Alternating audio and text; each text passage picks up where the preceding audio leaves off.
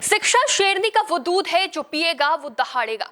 बाबा साहेब ने लोगों को शिक्षा के प्रति प्रेरित करते हुए ये कथन कहा था, लेकिन आज स्कूली छात्र अपनी ही शिक्षा के लिए संघर्ष कर रहे हैं। ऐसे में बसपा सुप्रीमो इन छात्रों के समर्थन में उतर आई हैं और शिक्षा के महत्व को एक बार फिर बताते हुए सरकार को कटघरे में खड़ा किया है। लेकिन लगातार जेन अल्फा के प्रदर्शन के बाद क्या मान लिया जाए कि जेन जी नहीं बल्कि जेन अल्फा पड़ रहा है सरकार पर भारी? स्कूली बच्चों के प्रदर्शन ने यूपी का सियासी पारा बढ़ा दिया है। तो क्या 2027 से पहले उठी ये मांग बच्चों को दिलाएगी उनके अधिकार या फिर सत्ता में होगा बड़ा बदलाव? चलिए आपको बताते हैं। नमस्कार, टीवी 24 नेटवर्क देख रहे हैं आप। मैं हूं आपके साथ शिखा मेहरोत्रा। उत्तर प्रदेश की अलग अलग जिलों में जेन अल्फा का प्रदर्शन देखने को मिल रहा है। स्कूल में शिक्षा व्यवस्था को बेहतर करने की मांग को लेकर छात्र प्रदर्शन कर रहे हैं, सड़कों पर उतर आए हैं, जिन्हें अब प्रदेश की पूर्व मुख्यमंत्री और बसपा प्रमुख मायावती का समर्थन मिल गया है। बसपा सुप्रीमो ने जेन अल्फा के समर्थन में आकर प्रदेश में शिक्षा के स्तर को बेहतर करने की मांग उठाई है। इसके साथ ही केंद्र और राज्य सरकार पर तीखा हमला बोला है। बसपा सुप्रीमो ने अपने सोशल मीडिया प्लेटफॉर्म एक्स पर पोस्ट कर लिखा, जेन अल्फा अर्थात सन 2013 के बाद जन्मे बच्चे बच्चियों में भी खासकर अपने थोड़े अच्छे दिन की उम्मीद लगाए स्कूली छात्र छात्राएं व उनके माता पिता भी सुखी भविष्य हेतु अच्छी शिक्षा को लेकर हमेशा चिंतित ही नहीं बल्कि उसके लिए लगातार काफी जद्दोजहद भी करते रहे हैं। किंतु देश भर में व विशेषकर यूपी एवं उत्तर भारत के राज्यों के स्कूलों के बदतर हालात की कड़वी जमीनी हकीकत के कारण वे लोग जेन जी अर्थात कॉकरोच जनता पार्टी के देशव्यापी स्कूल ठीक करो अभियान में काफी बढ़ चढ़कर व पूरे उत्साह के साथ भाग ले रहे हैं। किंतु ये बड़े दुख और चिंता की बात है कि जिन मासूम बच्चे बच्चियों के हंसने खेलने व पढ़ने लिखने के दिन हैं, उन्हें अपनी प्रारंभिक स्कूली शिक्षा हेतु बुनियादी सुविधाओं के लिए भी सड़कों पर संघर्ष करने को मजबूर होना पड़ रहा है।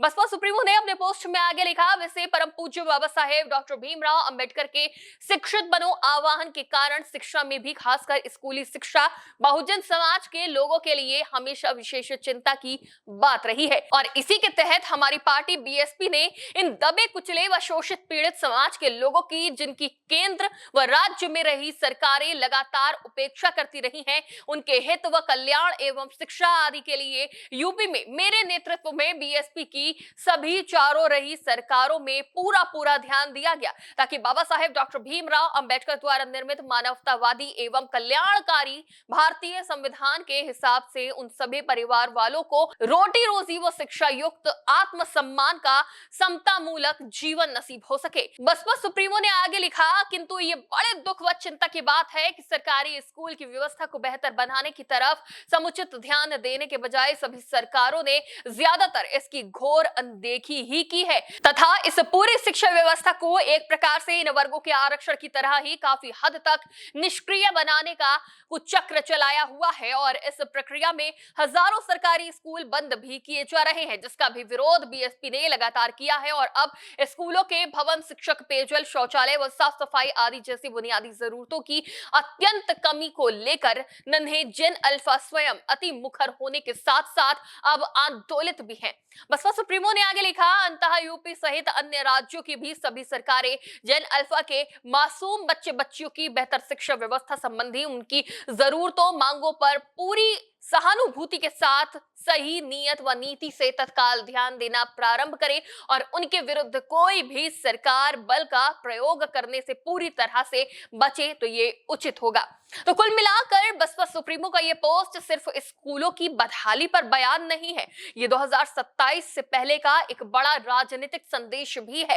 एक तरफ जेन अल्फा सड़कों पर है, दूसरी तरफ माता पिता अपने बच्चों के भविष्य को लेकर परेशान है। स्कूलों में ना शिक्षक है, न पानी, न शौचालय, हजारों स्कूल बंद हो रहे हैं। ये तमाम मुद्दे बसपा सुप्रीमो ने उठाए हैं, तो वहीं दूसरी तरफ इस मामले पर राजनीति भी तेज है। बसपा सुप्रीमो सरकार पर हमलावर नजर आई है।